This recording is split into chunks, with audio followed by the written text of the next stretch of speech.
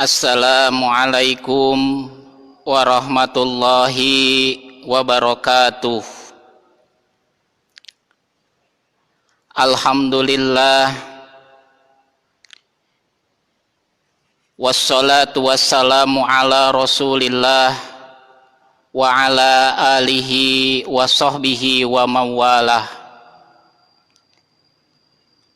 Rabbi shrahli sadri wa yassirli amri wahlul 'uqdatam min lisani yafqahu qawli bi rahmatika ya arhamar rahimin.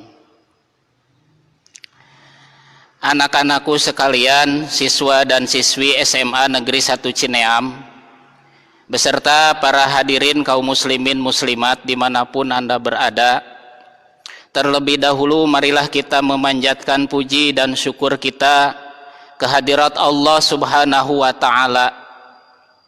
Salawat dan salam semoga senantiasa dicurahkan, dilimpahkan kepada junjungan kita, panutan kita, habibana wa nabiyyana Muhammad sallallahu alaihi wasallam. Anak-anakku sekalian dan hadirin kaum muslimin muslimat rahimakumullah. Alhamdulillah, pada hari ini, hari Kamis tanggal 30 April 2020, bertepatan dengan tanggal 7 Ramadan 1441 Hijriah. Di hari ke-7 kita berpuasa hari ini, kita bisa diperkenankan untuk kembali bertatap muka walaupun di udara. Hari ini saya alhamdulillah diperkenankan bisa menyapa anak-anakku sekalian dan hadirin kaum muslimin muslimat dimanapun berada. Sebelumnya para hadirin nih ya, anak-anakku, ini saya sampaikan dulu beberapa informasi perkembangan yang berkaitan dengan sekolah kita tercinta SMA Negeri 1 Cineam. Yang pertama nih, hari ini tanggal 30 April ini adalah hari akan ditentukan kelulusan bagi kakak-kakak kita ini, teman-teman kita kelas 12 ya. Jadi hari ini para guru semuanya beserta kepala sekolah semuanya akan melaksanakan rapat pelulusan. Nah, kita doakan semoga ya yang kelas 10, kelas 2, kelas 11 kita doakan kakak-kakak kita yang berkelas 12 hari ini ya akan ditentukan nasibnya ya. Doakan oleh kita semua, mudah-mudahan lulus 100%. Ya, sekali lagi, mudah-mudahan lulus 100%, barokah, manfaat, ilmunya kelak bisa diamalkan. Dan yang paling penting secara pribadi Pak Aris berharap kelas 12 ini ke depan bisa melanjutkan mencari ilmu ke jenjang pendidikan yang lebih tinggi. Itu ya, barangkali ini informasi yang pertama berkaitan dengan sekolah kita. Informasi yang kedua yang berkaitan dengan sekolah kita, hari ini mohon doa dari semua ya, bahwa pada hari ini adalah hari terakhir di mana Bapak Kepala Sekolah bertugas di sekolah kita. Jadi beliau akan purna bakti, akan pensiun, memasuki masa pensiun. Jadi kita doakan oleh kita semua, semoga Bapak Kepala Sekolah diberikan kesehatan selalu, diberikan umur yang panjang, senantiasa bisa taat beribadah kepada Allah Subhanahu wa Ta'ala. Yang selanjutnya kita doakan juga semoga apa yang telah diterapkan, dicapai, dilakukan, dikerjakan di sekolah kita tercinta ini menjadi wasilah sekolah kita ke depan lebih maju dan lebih berkembang lagi. Itu ya barangkali. Nah, itu yang informasi yang berkaitan dengan sekolah kita. Terbaru ya ini update-nya. Kemudian yang kedua, nah kita tentu tidak bisa lepas dari situasi sekarang ini, di mana hari ini kita masih tanggap darurat COVID-19 di negara kita di Indonesia. Nah, saya sampaikan nih info COVID-19 update-nya ya. Per hari kemarin itu yang positif terpapar COVID-19 itu di Indonesia sudah mencapai angka 9.771. Luar biasa ya, innalillahi wa inna ilaihi rajiun. Ini sungguh ini musibah yang datang dari Allah Subhanahu wa taala untuk menguji kita semua ya, untuk menguji kita semua. Semoga kita diberikan kekuatan oleh Allah Subhanahu wa taala. Nih ya. Nah, itu saja. Jadi saya titip nih atas nama sekolah, nitip kepada kalian khususnya anak-anak SMA Negeri 1 Cineam untuk senantiasa menjaga diri, menjaga kesehatan diri dan kesehatan keluarga ya, ikuti anjuran pemerintah, ikuti protokol kesehatan yang sudah ditetapkan. Ini semata-mata untuk kebaikan kita. Oke, anak-anakku sekalian dan hadirin kaum muslimin wal muslimat rahimakumullah. Adapun ya materi yang akan saya sampaikan di kesempatan ceramah online live on Facebook hari ini ya adalah tujuan puasa anak-anakku ya, tujuan puasa, kemudian nanti akan menginjak juga sebagian pada khilafiyah masalah isbat dan niat puasa atau penetapan awal puasa dan niat dalam berpuasa, karena ini seringkali menjadi kontroversi. Untuk mengawali ceramah kita, inti ceramah pada hari ini, saya bacakan kembali landasan ayat bahwa perintah Allah Subhanahu wa taala yang mewajibkan kita untuk berpuasa, yaitu surah Al-Baqarah ayat 183. A'udzu billahi minasyaitonir rajim.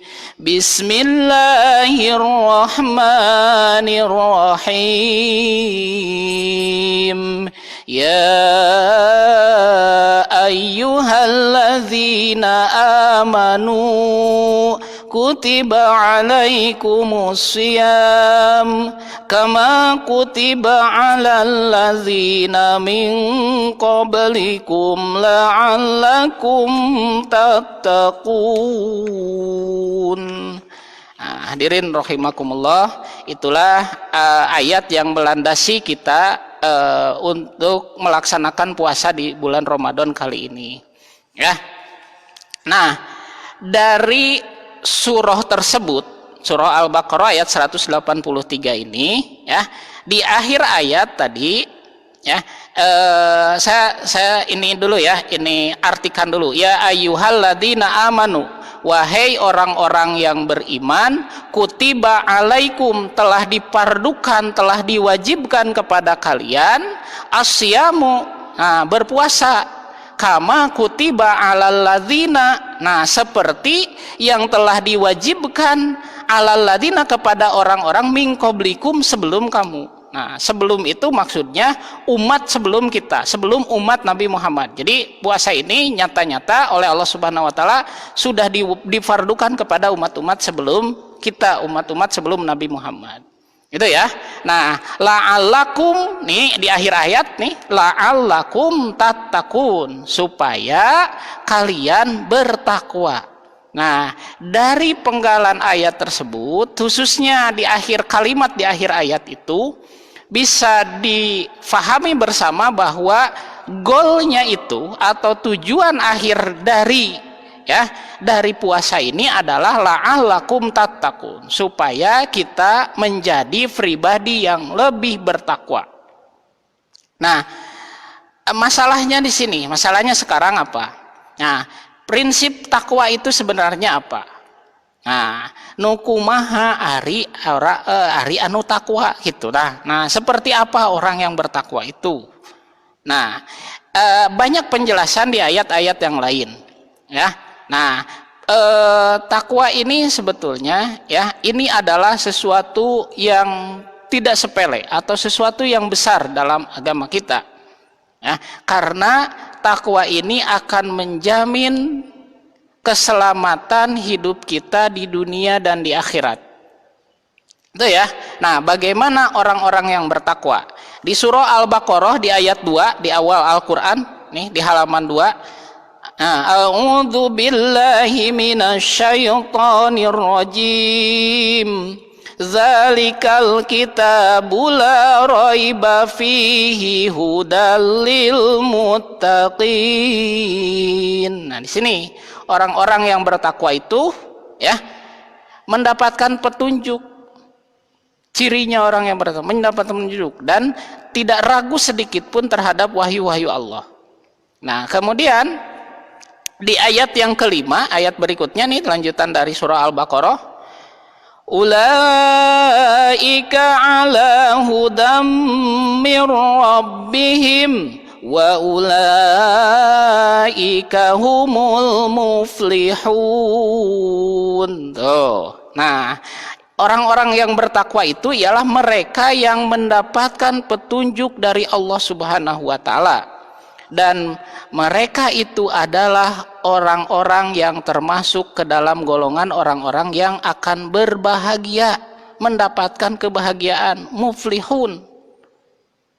Nah, ini yang harus kita ini kan, makanya dalam Islam lihat ya, bagi laki-laki barangkali yang seringkali melaksanakan Jumatan nih, yang seringkali khotib itu selalu berwasiat dengan takwa. Ini saking pentingnya takwa.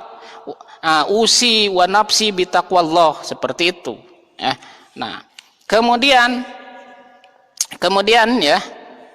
Nah, selanjutnya kenapa harus bertakwa? Nah, siapa yang bertakwa itu adalah orang-orang yang beriman, anak-anakku sekalian. Nah, orang yang bertakwa adalah orang-orang yang beriman yang akan mendapatkan kemenangan, yang akan mendapatkan kebahagiaan.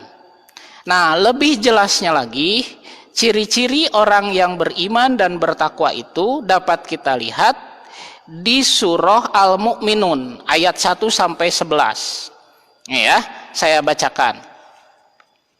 Bismillahirrahmanirrahim. Qad aflahal mu'minun alladzina hum fi salatihim khashi'un walladzina hum 'anil lagwi mu'ridun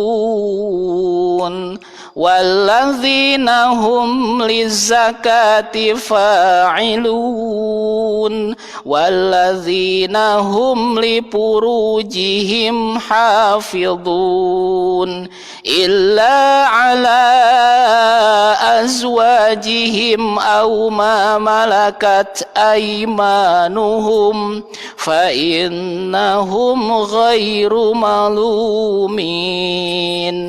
Al-ayah ya. Nah, sebenarnya masih ada beberapa ayat ke depan, masih ada 3 ayat ke depan. Inti dari ayat ini ya, siapakah orang-orang yang beriman dan bertakwa itu? Mereka itu adalah orang-orang yang akan mendapatkan kemenangan. Ini jaminan dari Allah Subhanahu wa taala. Nah, masalahnya siapa orang yang mendapatkan kemenangan itu? Satu, alladzina hum fi sholatihim khashi'un. Satu, yaitu orang-orang yang menjaga sholat mereka. Nah, ini penting nih. Nah, jadi saya pesankan nih sesuai dengan ayat ini.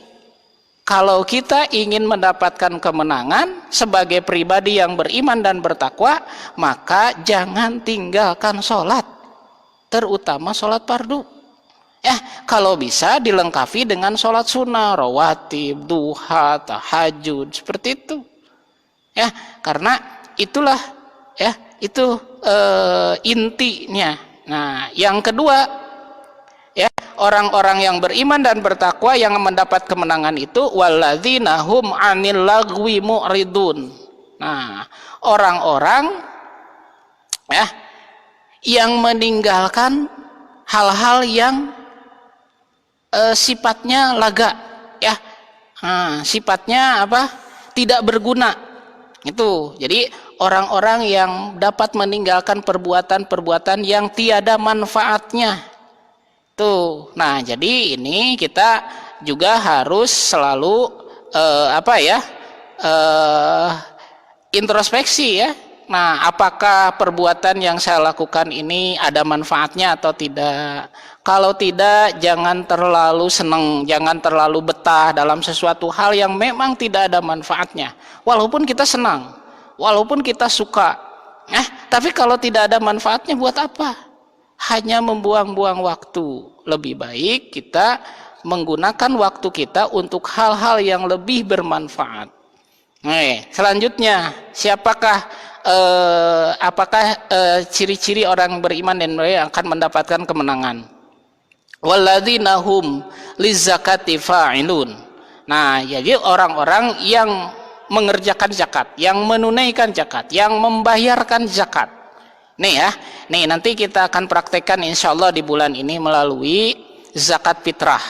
Sekaligus saya sampaikan nih kepada anak-anakku sekalian, siswa-siswa SMA Negeri 1 Cineam, untuk zakat hari ini, tahun ini ya, zakat fitrah tahun ini, usahakan sebagaimana selalu saya sampaikan di kelas ya, usahakan kalian antarkan zakat itu sendiri kepada panitia zakat supaya kalian merasa bahwa saya telah melaksanakan zakat. Kenapa ini penting? Ingat ya, karena kalian adalah siswa-siswi SMA nih hari ini sudah balik dan berakal. Jadi punya kewajiban sendiri melaksanakan zakat.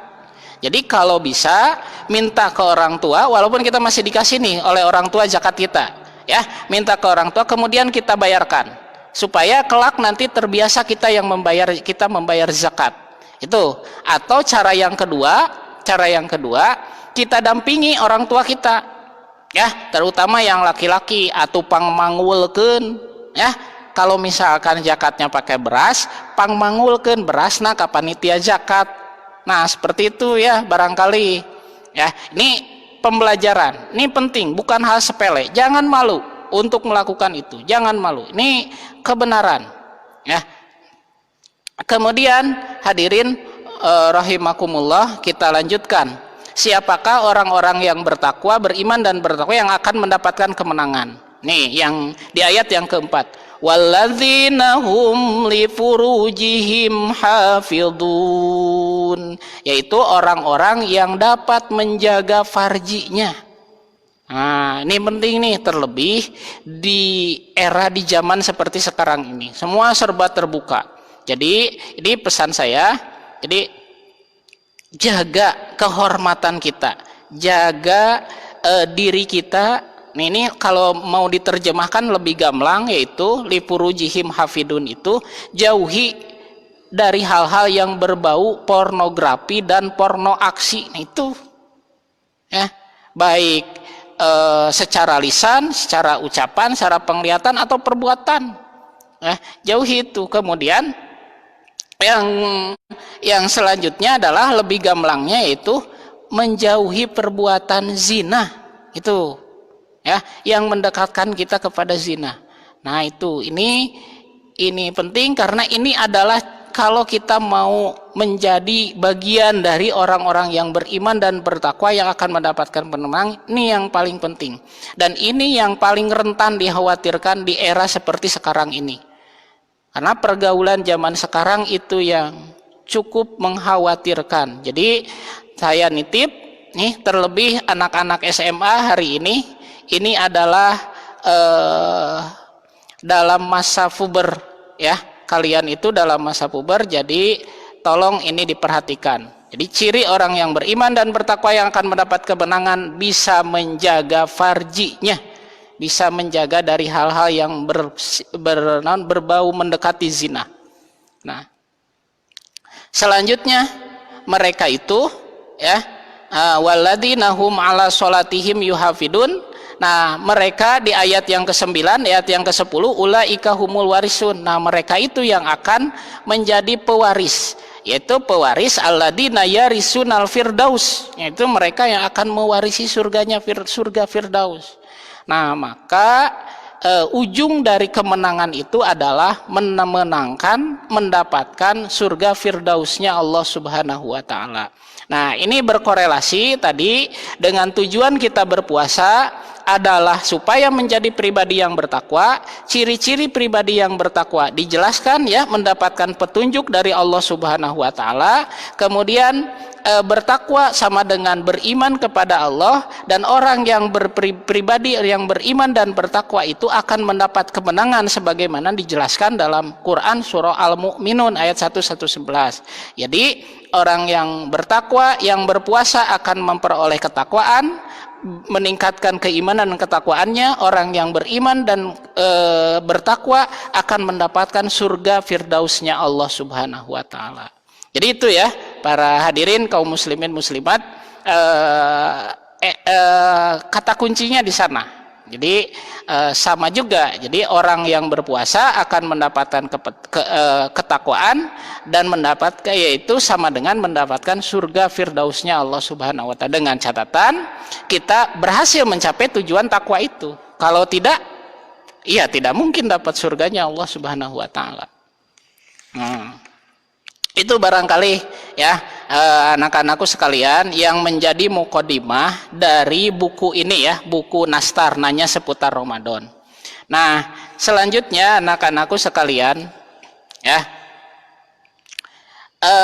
materi kita lanjutkan di beberapa masalah khilafiyah dalam bulan Ramadan ini. Nah, yang pertama yang sering ditanyakan berkaitan dengan kegiatan puasa Ramadan atau berkaitan bulan Ramadan adalah seputar isbat dan niat. Apa itu isbat? Ya, isbat itu adalah penetapan awal bulan Ramadan. Nah, itu ya, penetapan awal bulan Ramadan. Nah, seringkali ada umat Islam zaman sekarang ya yang ngotot nih, karena Islam kita itu Nabi Muhammad itu berasal dari Mekah, dari Arab Saudi, maka awal puasa itu tergantung dari negara Arab. Nah, kan gitu. Ada pendapat-pendapat tuh yang seperti itu. Ya. Nah, bagaimana sebenarnya? Bagaimana sebenarnya secara hukum? Nah, dalam buku ini yang dikarang oleh siapa ya? Bapak Firman Arifandi ini, ya. Di sini dikupas secara tuntas ya para hadirin di sini. Nah,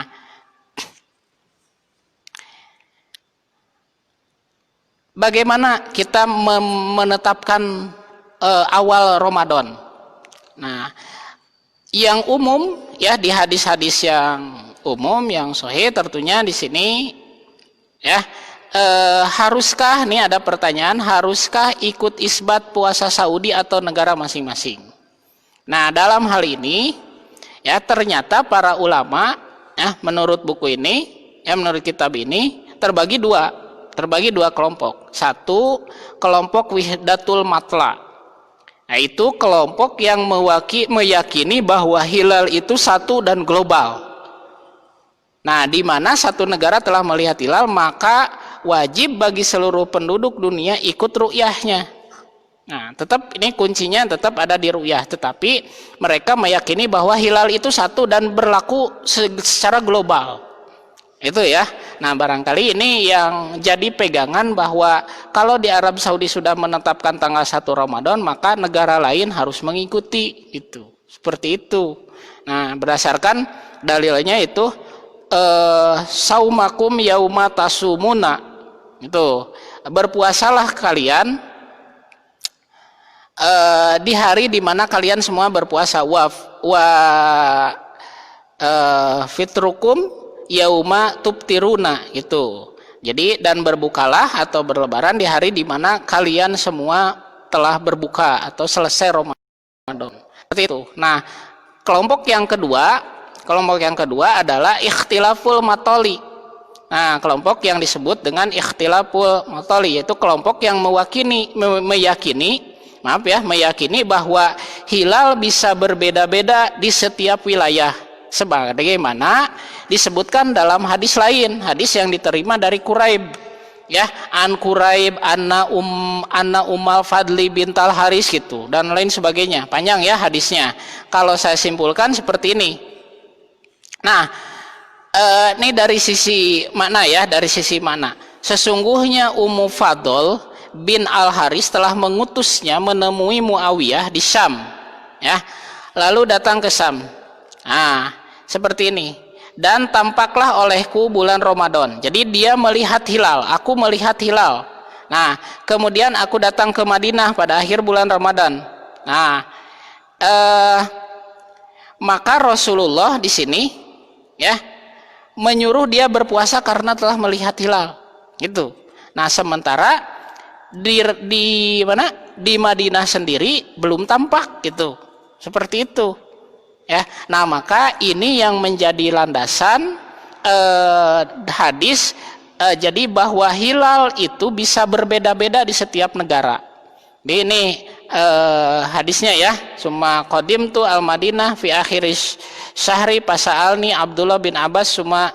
Nah, seperti ini ya. Jadi sangat jelas di sini.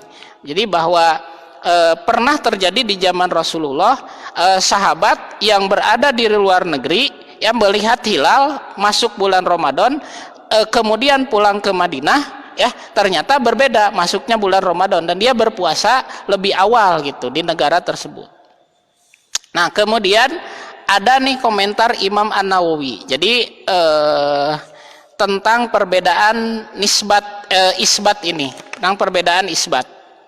Nah, menurut Imam An-Nawawi ini dikatakan seperti ini, dan jika terlihat hilal pada suatu negara, tidak berlaku hukumnya pada negara yang jauh darinya.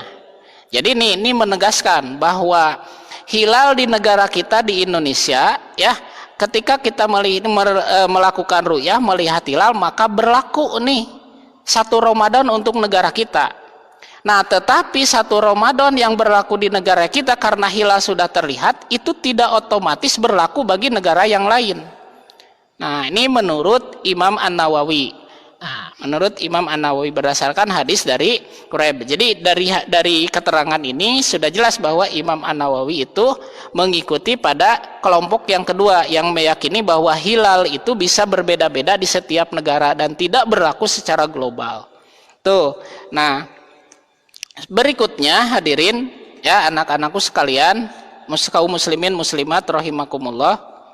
Nah, ada komentar dari Syekh Utsaimin. Nah, nih, ulama kontemporer ya, Syekh Utsaimin.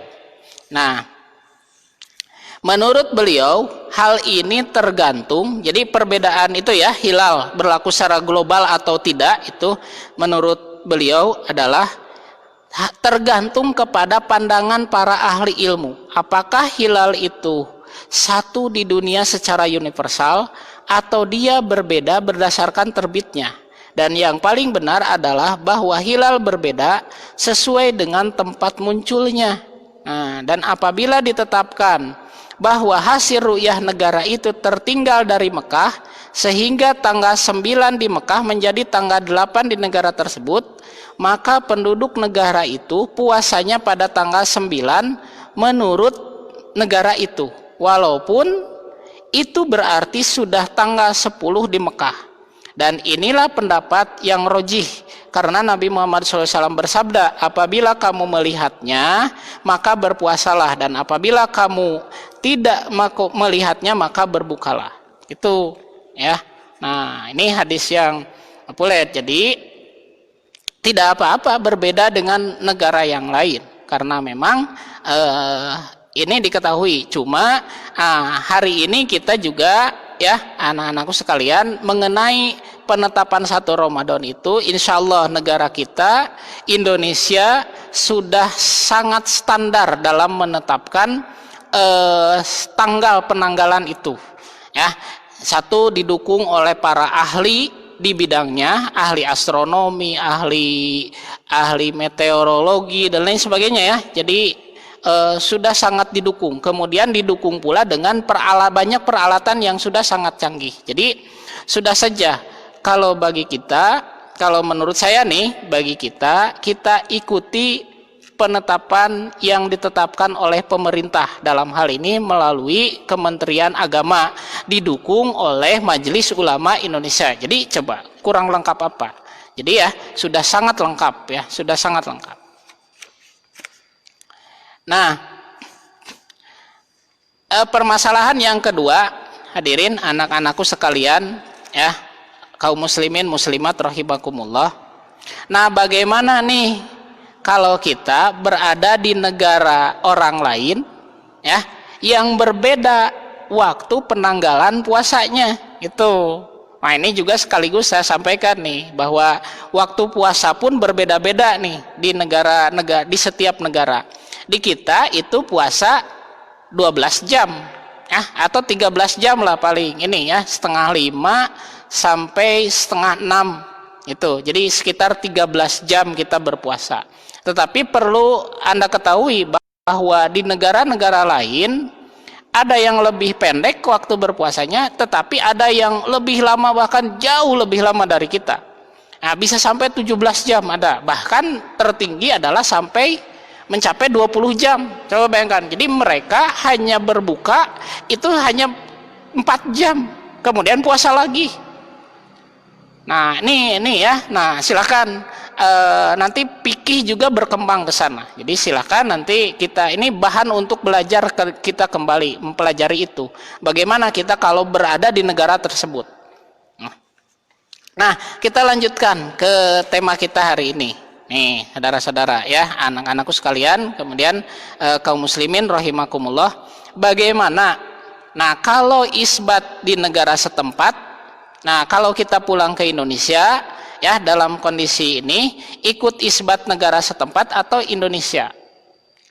Nah, misalkan gini, di awal puasa tanggal 1 itu kita berada di luar negeri nih, berada di luar negeri. Nah, kemudian di pertengahan puasa kita pulang ke Indonesia. Ternyata nih diketahui bahwa orang Indonesia itu setelah kita pulang, kita tahu bahwa orang Indonesia ternyata lebih lambat atau lebih cepat puasanya sehari dibanding kita, karena kita berada di luar negeri yang hilalnya berbeda gitu, ru'yah hilalnya berbeda, hasil ru'yah hilalnya berbeda. Nah, apakah ikut Indonesia atau ikut negara sebelum kita pulang, di mana di negara sebelum kita pulang nih nanti lebarannya gitu bukanya. Nah, ini kan bingung.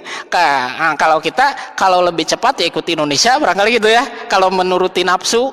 Kalau lebih cepat ikut Indonesia, kalau lebih lambat ya ikut negara itu gitu. Cepat berkembang ya, tidak juga seperti itu. Kita lihat hukumnya.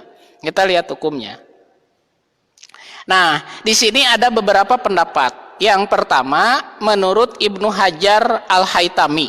Nah, menurut Ibnu Hajar Al-Haytami, dan jika belum diwajibkan berpuasa pada penduduk negara lain karena perbedaan matolinya, kemudian dia berpindah dari negara yang mendapat ru'yah di awal, maka yang benar adalah agar dia mengikuti akhir puasa pada negara yang dipindahinya, walaupun harus menggenapkannya sejumlah menjadi 30 hari. Itu. Jadi misalkan nih, kita berada di negara yang lain, taruhlah dalam hal ini misalkan berada di negara Eropa, misalkan salah satu negara Eropa. Lebih dulu menetapkan tanggal puasanya. Nah, diperkirakan di Eropa itu akan berakhir sampai tanggal 29 puasanya. Kemudian kita pulang ke Indonesia.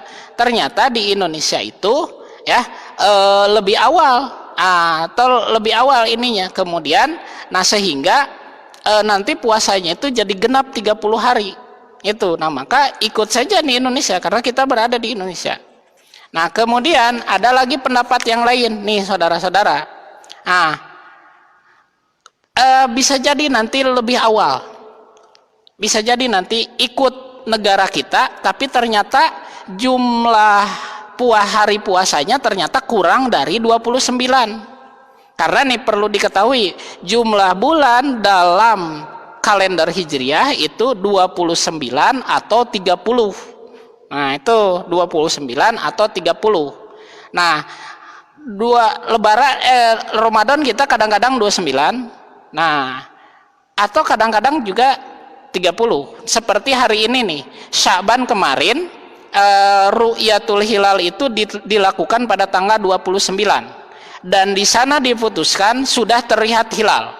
Maka besoknya itu tanggal 1 Ramadan. Jadi bulan Sya'ban kemarin genap 30. Bukan genap, hanya 29 hari. Nah, maka Ramadan kali ini, nah berdasarkan perhitungan itu akan menjadi genap 30 hari. Itu akan menjadi genap 30 hari. Nah, kalau nanti bisa saja kejadian seperti itu. Ya, nah kalau misalkan berada di negara lain bisa saja puasa kita berjumlahnya jadi kurang dari 29 hari. Nah, bagaimana itu solusinya? Nah, berdasarkan pendapat ulama nih, jika hanya 28 hari kita berpuasa karena awal puasa kita berada di negara lain, kemudian kita berpindah ke negara kita, ternyata puasa kita hanya 28 hari. Nah, setelah itu di negara kita lebaran. Nah, bagaimana, apakah kita ikut lebaran atau tetap puasa? Nah, maka jawabnya adalah tetap saja puasa. Tetap saja ikut lebaran maksudnya. Mohon maaf nih. Tetap saja ikut lebaran. Nah, berdasarkan hadis di sini dari Abu Umairah Ibnu Abbas Ibnu Al-Malik radhiyallahu anhu. Nah, jadi ini tetap ikut lebaran. Nah, kumaha? Bagaimana tidak genap 29 atau 30? Nah, yang satu atau 2 harinya itu dikodo di hari yang lain. Itu ya. Nah, itu barangkali. Kalau misalkan tidak sampai 29 ya seperti itu. Ya, seperti itu. Harus tetap mengikuti di negara di mana kita berada. Kalau kurang dari 29, kalau 29 atau 30 maka mengikuti, tidak ada masalah, ikuti saja. Kemudian kalau kurang dari 29 juga tetap berbuka, ikut berlebaran. Nah, yang satunya boleh diganti di hari yang lain atau dikodo di hari yang lain. Itu ya barangkali ya anak-anakku sekalian. Nah, terakhir. Nah, haruskah kita baca niat puasa setiap malam? Nah, ini juga seringkali jadi perdebatan yang tidak selesai, saudara. Iya, anak-anakku ya, tidak selesai.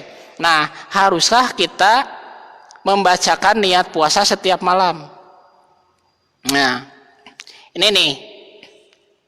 Ya, jumhur ulama nih jawabannya menurut buku yang dikarang oleh Bapak Firman ini, menurut kitab ini adalah jumhur ulama sepakat bahwa niat puasa harus dibacakan setiap malam untuk jenis puasa yang wajib seperti hari ini puasa Ramadan.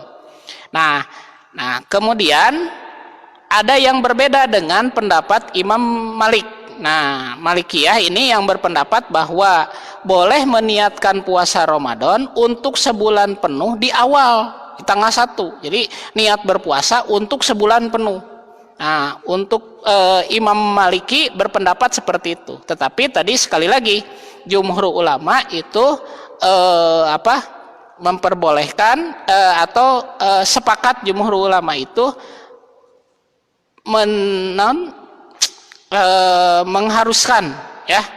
mengharuskan niat itu dibacakan untuk setiap malam, setiap hari, setiap malam di bulan Ramadan.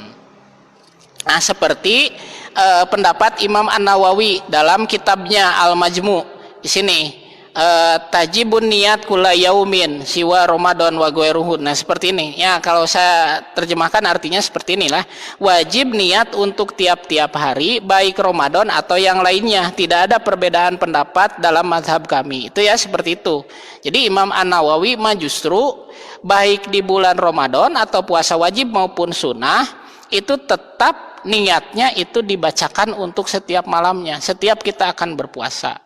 Nah, itu para hadirin sekalian. Nah, yang terakhir nih, permasalahan yang terakhir terkait niat.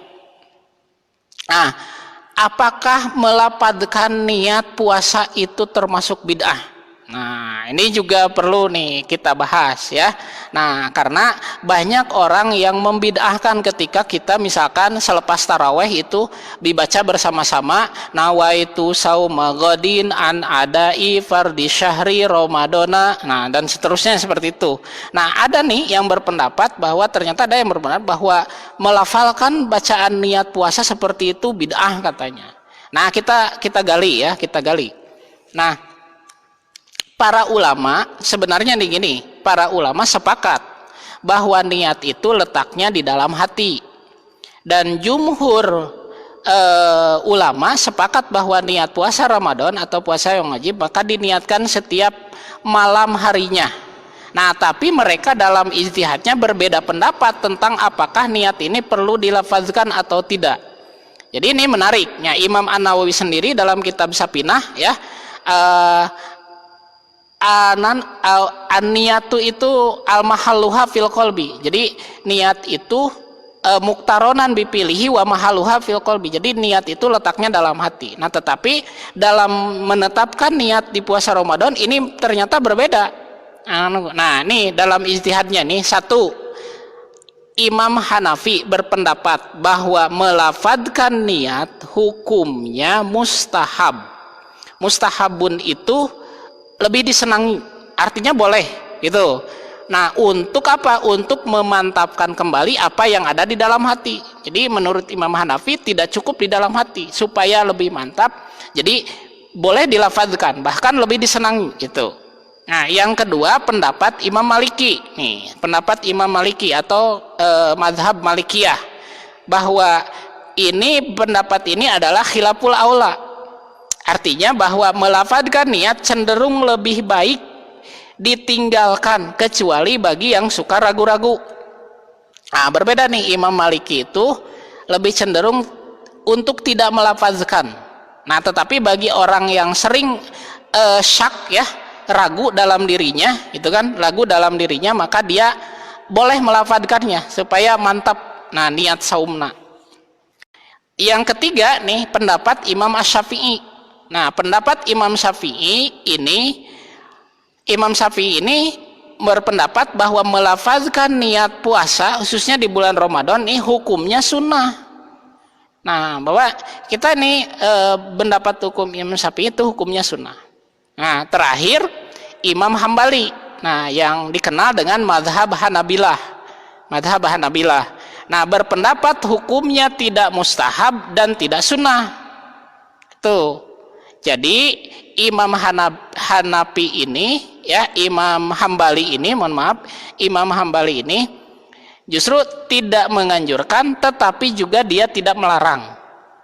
Dia mau dilakukan ya monggo, tidak pun tidak ada masalah ya.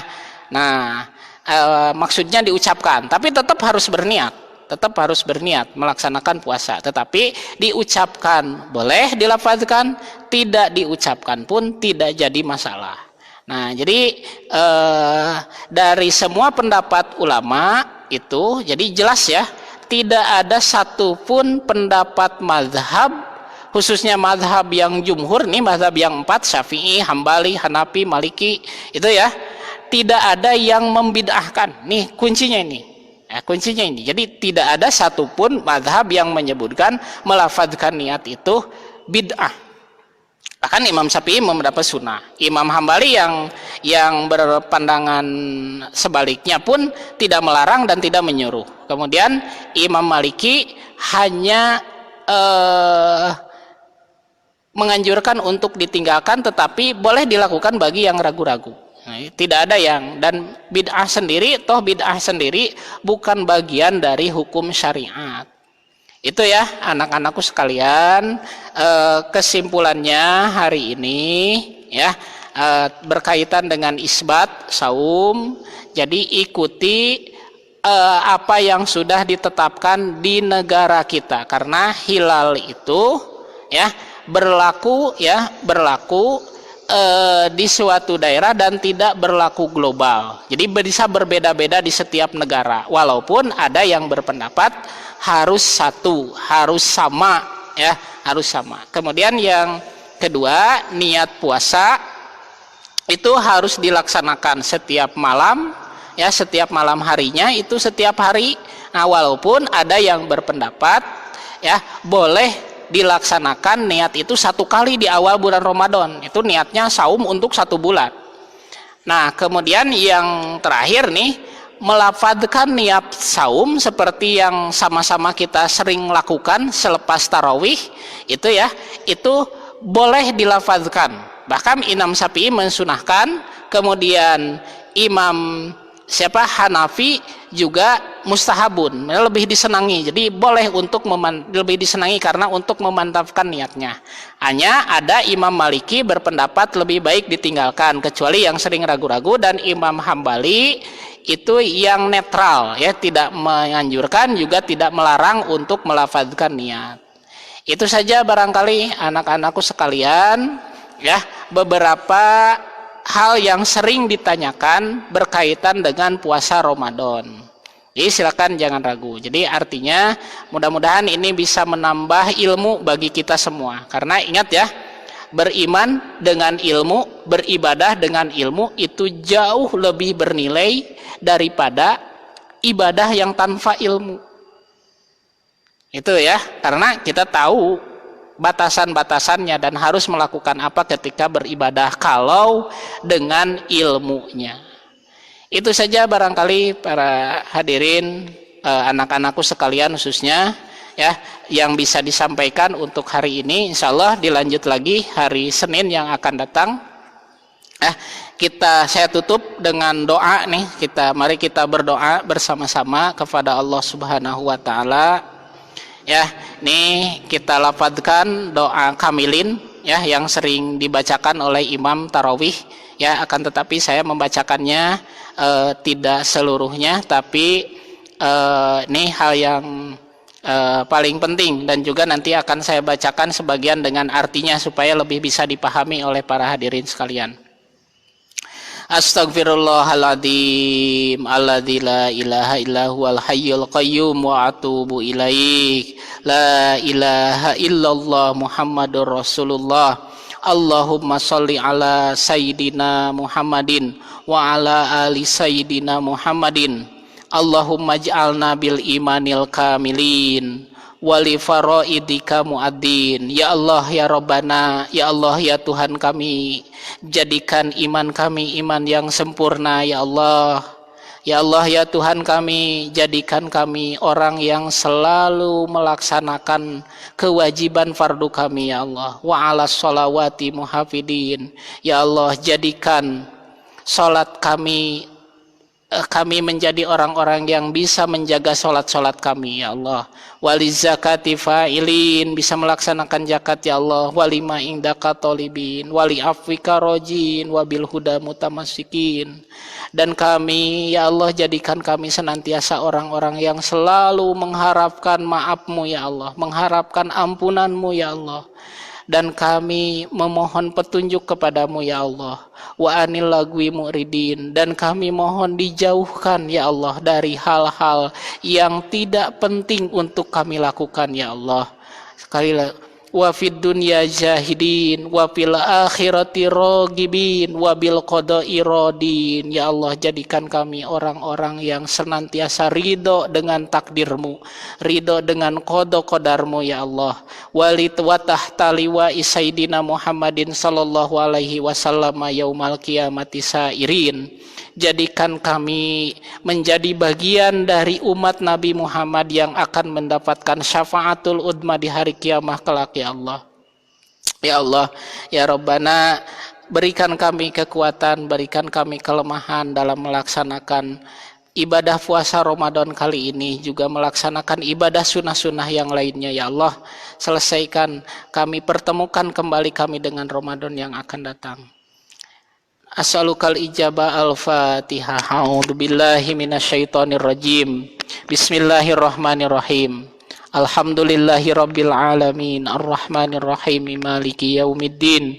Iyyaka na'budu wa iyyaka nasta'in. Ihdinas siratal mustaqim, siratal ladzina an'amta 'alaihim ghairil maghdubi 'alaihim waladdallin. Terima kasih. Kita tutup dengan doa kafaratul majlis. Subhanaka Allahumma wa bihamdika astaghfiruka wa atubu ilaik. Wal afwa minkum. Wassalamualaikum warahmatullahi wabarakatuh. Mohon maaf ya. Terima kasih. Kita jumpa lagi di lain kesempatan.